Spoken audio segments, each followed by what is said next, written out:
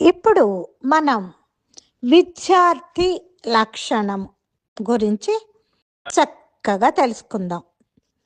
అందరూ శ్రద్ధగా వినండి. అందరికీ హృదయపూర్వక వందనాలండి. ప్రతి విద్యార్థి విజయం సాధించాలి అంటే ఇవి ఉండాలన్నమాట. ఉండాల్సిందే. ఖచ్చితం అన్నమాట. అంటే అవేమిటి? ప్రారంభం. చక్కగా చెప్పుకుందాం. నమస్కారం అండి. మరొక్కమారు అందరికీ.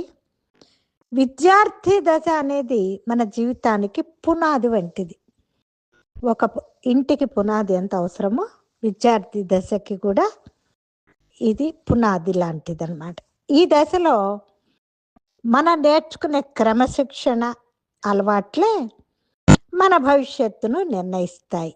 అయితే ఒక ఉత్తమ విద్యార్థికి ఉండవలసిన లక్షణాలు ఏమిటి అంటే, మన పెద్దలు పూర్వీకులు విద్యార్థుల కోసం 5 సూత్రాలను వివరించారు. దీనినే విద్యార్థి యొక్క పంచ లక్షణము అని అంటారన్నమాట.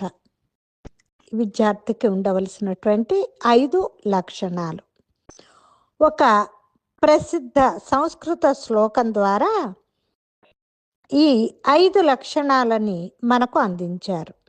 ఈరోజు ఈ వీడియోలో ఆ అద్భుతమైనటువంటి లక్షణాల గురించి, అవి మన చదువుకి ఎలా ఉపయోగపడతాయో కూడా వివరంగా తెలుసుకుందాం.